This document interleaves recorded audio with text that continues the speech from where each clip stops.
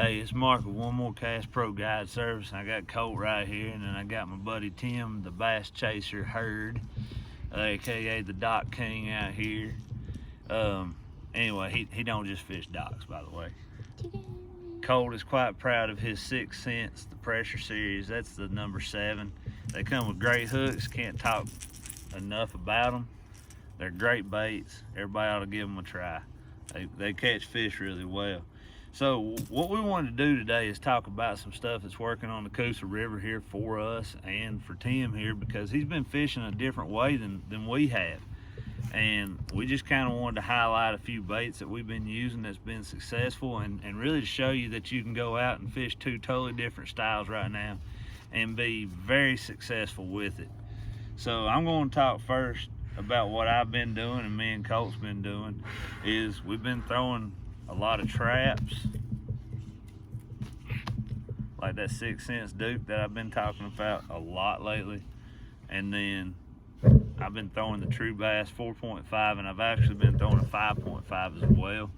And then Colt here, he likes to throw the Kitech 2.8 on like an 1/8 ounce jig head. I've been using a 3/8 ounce jig head or a 1/2 ounce. Like if I'm out in the current and the current's really rolling, then I'm going to throw that 1/2 ounce or the 3/8 if it's not too deep. You want it kind of ticking the rocks. That way, you know, it just produces more bites doing that. Trying to catch them, unless you're using forward-facing sonar, it's kind of hard to catch them suspended with it, unless you're just putting it right in front of their faces. And without the forward-facing, it becomes more of a luck game trying to do that. Another thing I like to do is when I'm throwing the lipless and I'm in an area that's got fish and I know there's plenty of fish, I'm mixing it up. So I'm not just throwing one trap. And I do recommend shad colors. So like I'm doing like a 1/4 ounce, like that one, and then I'll throw like a 1/2 ounce or a 3/8 ounce. And I'm throwing different ones to give it different sounds, different vibrations. Different things can fire them fish up, so you're not just giving them one thing. The colors on the swim baits by True Bass, I like Rexy. You got a little purple top and some chartreuse on the bottom, and then Citron. And then Colt likes the chartreuse and blue is what he's really fond of, and just any other shad color in a swim bait.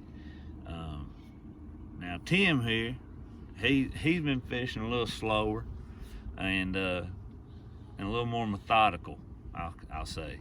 So I'm gonna let him talk about what he's been throwing. Recently I've slowed down, went back to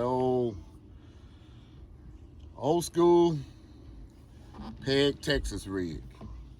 And what I've been doing with it is a Z-Craw Junior. And I peg it. The reason I peg it is because I'm less likely to hang up and break off. And I've been throwing that on a 610 medium. You can throw them anything all the way up to an 8 foot. I've got them rigged with this Z-Craw Junior. Different colors. All colors have been working for me. This is watermelon seed, okay? And I peg it, and I use a smaller rod when I want to target cast. I want to target at what I see in the water, okay?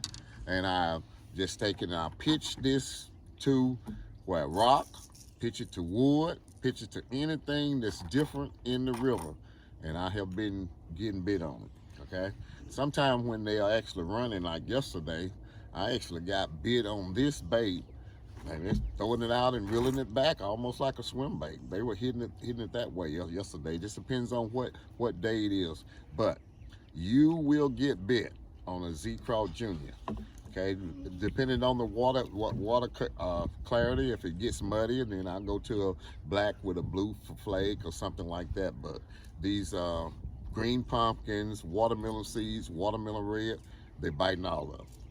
My next bait is I want to talk about that I have had success on, and I've talked about it. It's called old wacky rig, the old racket rig, right? That's what I call it. Sometimes I call it my sideways worm, okay? And I use the Gary Yamamoto because it has the scent in it, and it allows it to have a real different fall, okay? You can throw this on a spinning reel. on a spinning reel. Medium spinning reel, medium light spinning reel would be perfect to throw that on. But what I choose to throw mine on, I throw it on a BFS, Bait Finesse Special. I have a Shimano Corrado BFS reel, got about 3 of them, and I got it on a 7.2 medium light X Pride B. All right. Now I can throw it with this Fusion. Remember this Fusion 13 1/16 ounce wacky Nico hook, and I know that a lot of people, you're gonna lose some worms on it. I'll tell you that. You can put an O-ring on it and run your hook through the O-ring to save your worms, but for me, I just, I lose one, I just put another one on and keep fishing. And so that's a 7.2. You can use a medium light or medium spinning reel, spinning combo bait casters. I have them rigged. I may have 6 different BFS wacky rig combos with different color worms tied on my boat at any given time. And I'm telling you, that wacky rig, you can even do it weightless if you so choose, but the wacky rig will get bit when nothing else will. I mean, and it is a producing bait. It's a sideways wacky, and that's all you need. But the thing is that I decided to just slow down over the last couple of weeks, and I get in areas like an old woman with a cane pole, and I sit there and I catch fish. I catch numbers using my sideways wacky or either my Z-Craw Junior. Yeah. Now another thing about the Z-Craw I'd like to add, it makes a really good jig trailer, and also I like to throw them on a buzz bait, like white or the black and blue, like he was talking about. Another thing I forgot to mention is what rods and reels I'm throwing my stuff on. On the Coosa, where there's not much grass, I like to throw my lipless on an actual cranking rod. That way I've got to give, because I'm not having to yank it out of grass, so you don't really need anything with any stiffness for that matter. And I like anywhere between a 7.3 to a 7.6 just to give me a little more casting distance. And on the swim baits, I like 7.3 to 7.6, maybe even longer if you got a longer rod. And I'm using 20-pound test on both of them. No lower than 16 or 17. You're beating around them rocks and stuff. Your line's gonna take a beating. So check your line, check it often. Like I always like to joke with people, check your line, check it off, and there's no reason not to. Like them old diabetes commercials. But as you can see, they like that swim bait. That was brand new the other day until about, I guess about 15 fish on that true bass. Anyway, feel free to send us messages. I've got plenty of dates coming up available for the next 2 or 3 months. The deep bite will be getting good here in a month or 2. Still got plenty of pre-spawn, post-spawn, and spawning action going on right now.